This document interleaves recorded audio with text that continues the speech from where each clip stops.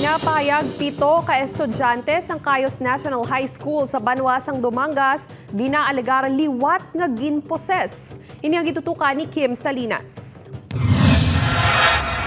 Masobra isa ka semana sang ginaalegar ginposes ang 5 ka mga estudyante sang Cayos National High School Lunes sang hapon sang ginaalegar liwat nga natabo ang kaangay nga insidente sa 7 ka mga estudyante. Sunod sa principal, nagwaras kag may ginhamban nga mga tinaga ang mga estudyante.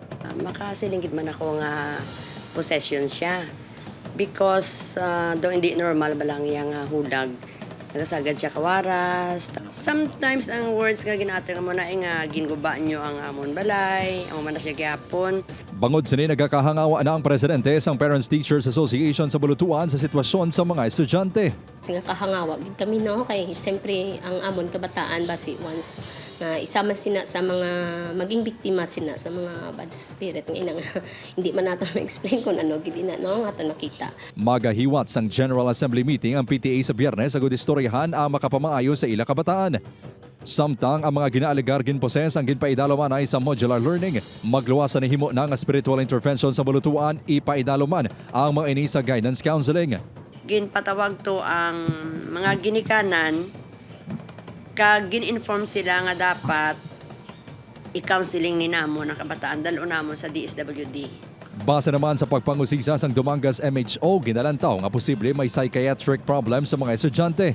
Na-investigar daw more on psychological problem wala.